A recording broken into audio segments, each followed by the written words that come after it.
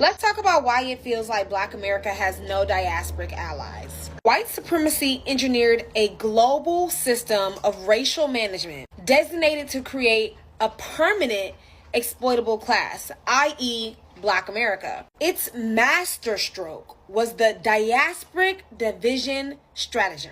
What is the diasporic division stratagem? It is a deliberate and historical strategy employed by white supremacist systems to foster prejudice, distrust, and social friction between Black America and other members of the African diaspora. This stratagem is designed to prevent global Black solidarity by promoting harmful comparative narratives and weaponizing cultural differences, thereby ensuring that no unified coalition can effectively challenge the existing racial hierarchy. This was done by placating most of the African diaspora with conferred identities, while subjugating Black America to proximate alienation, a state of embedded exclusion meant to perpetuate captivity.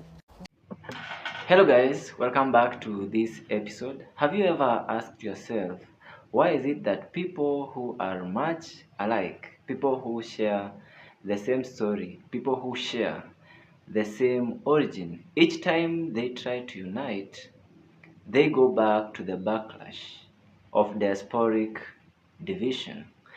That is what we'll be discussing today, because I tell you, this is deeply rooted in white supremacy, and it's called diasporic division stratum, and it's deep rooted in white supremacy.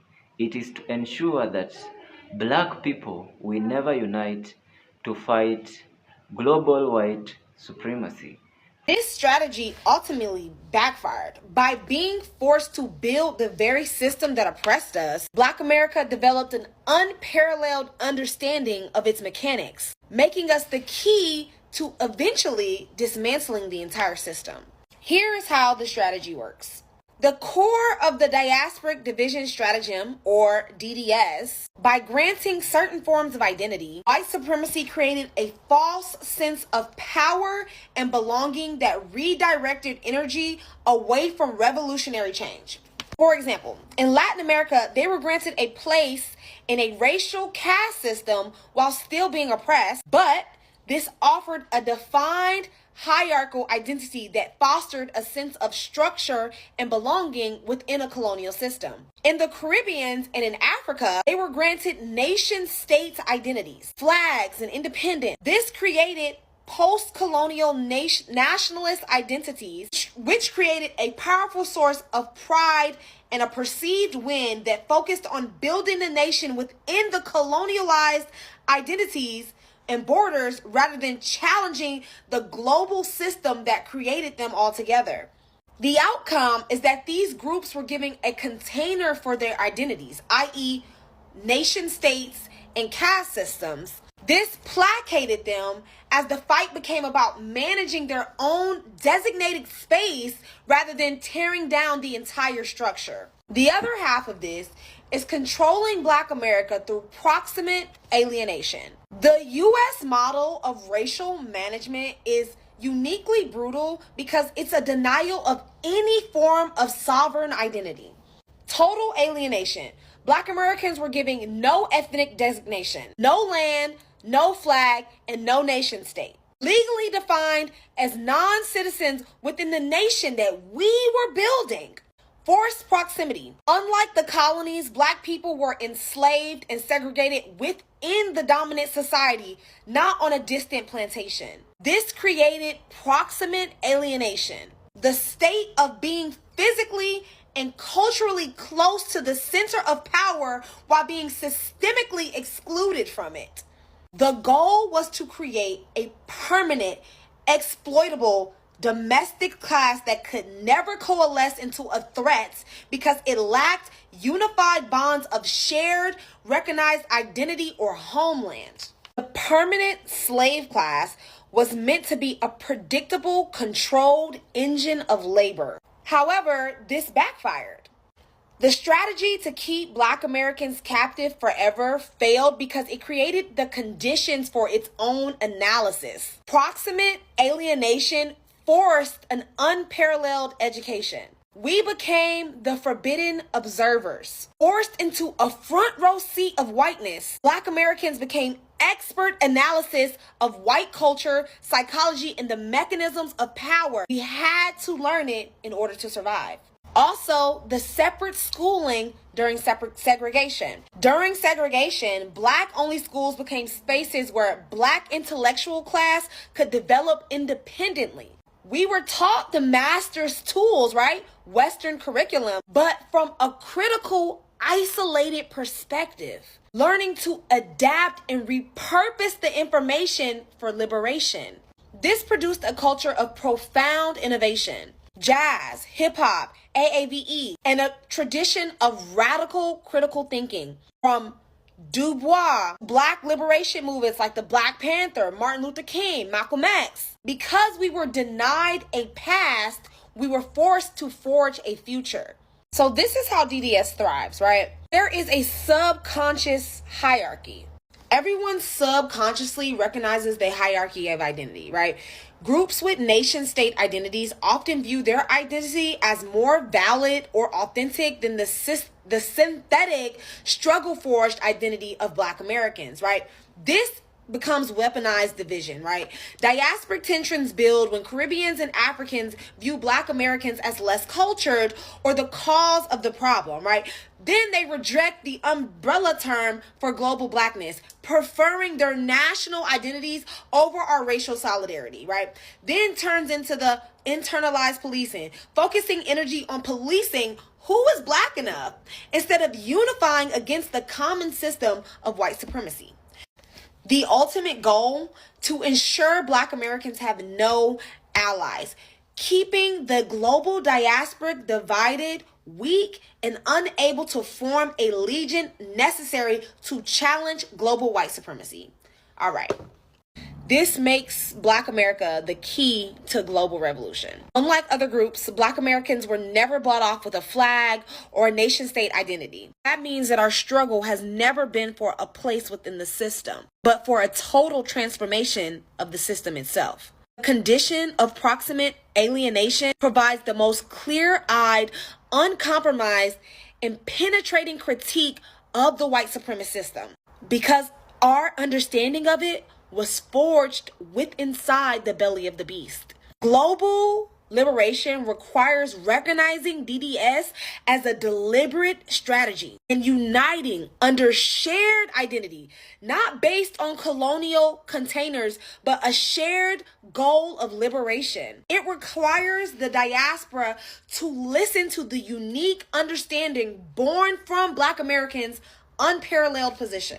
Anyways, you guys, please like and share this. I have armed you guys with two powerful coin terms: DDS, diasporic division stratagem, and proximate alienation. If you guys want to learn more about this, please like, share, and subscribe as we dive deeper into these new topics that are going to be key to global liberation. Let me start with the truth that might sting. The greatest enemy of Black unity was never distance. It was a design. Think about it. We, the children of Africa, scattered across the world, share the same origin story, yet we spent more energy fighting each other than fighting the system that scattered us in the first place. That's not coincidence.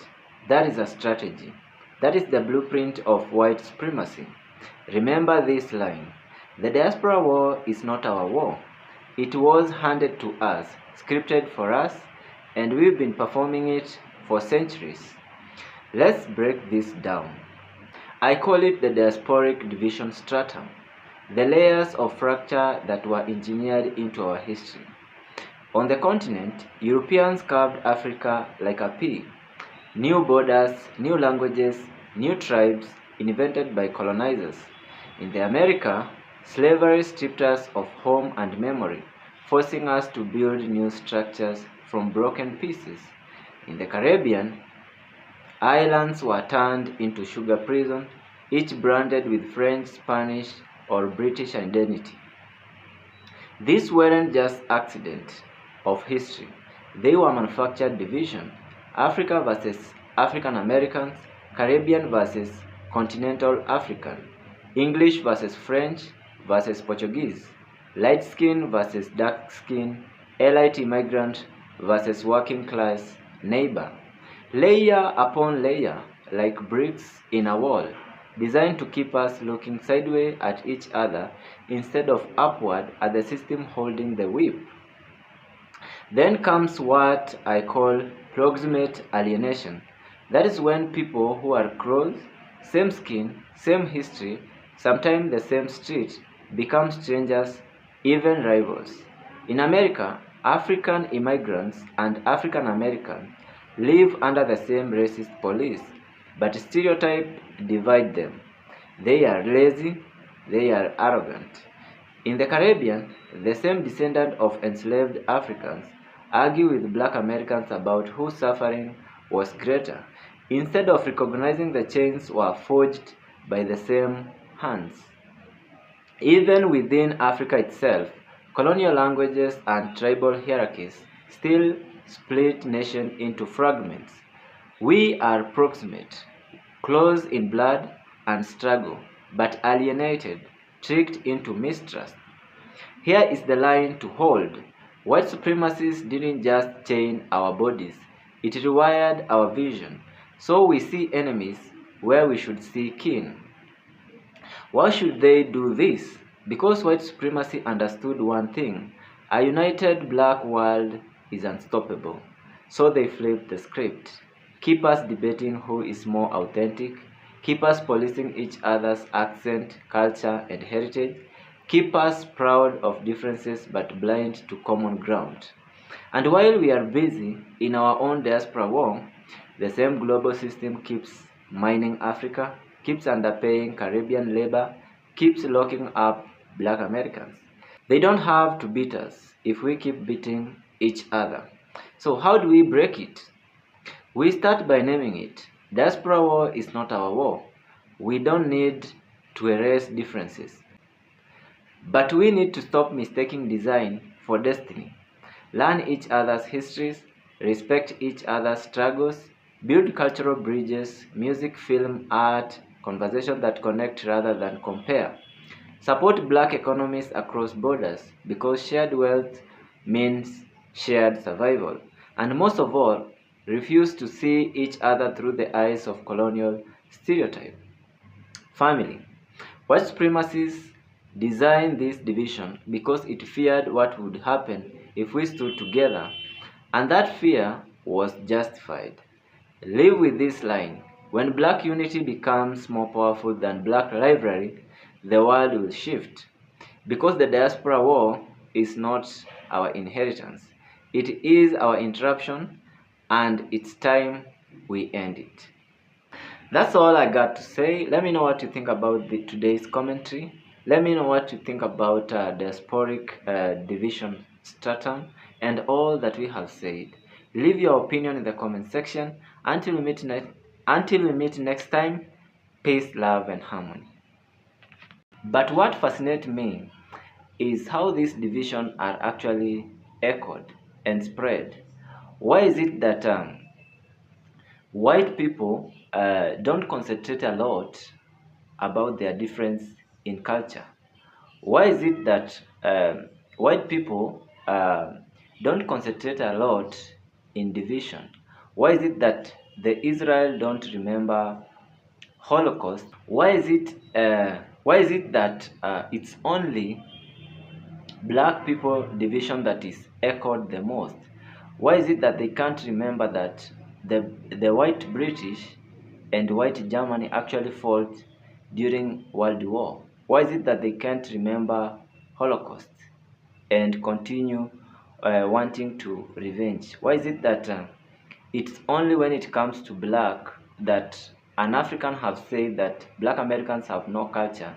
That is the one that is being echoed. Why is it that the black people must compare their culture? This is actually deep-rooted in diasporic division stratum.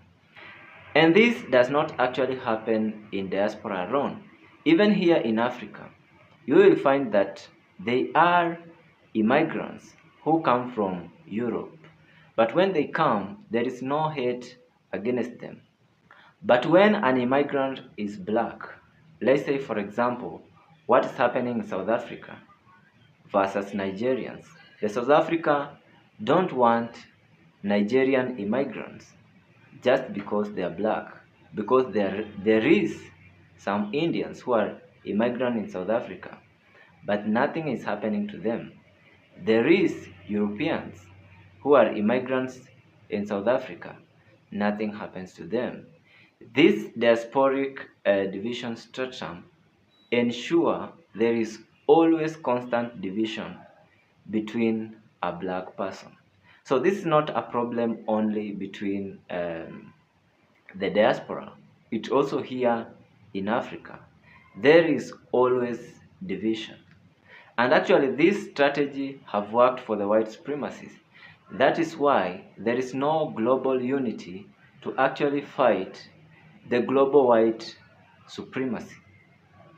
So brothers and sisters, it is high time that we actually look at diaspora division strategy so that we know that this is actually a white supremacy strategy, so that we don't focus a lot in comparing culture.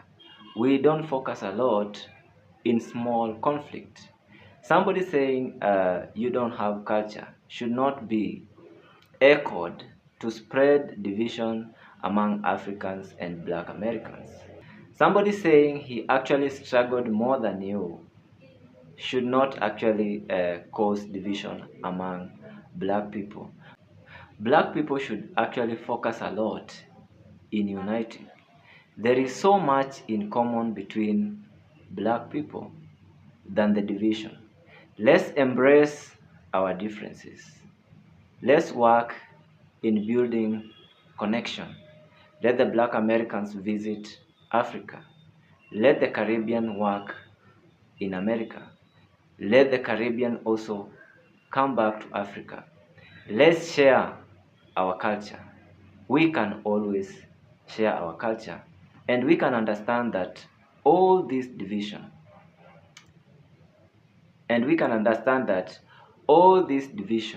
is actually a white supremacy strategy, and it's called diasporic division stratum.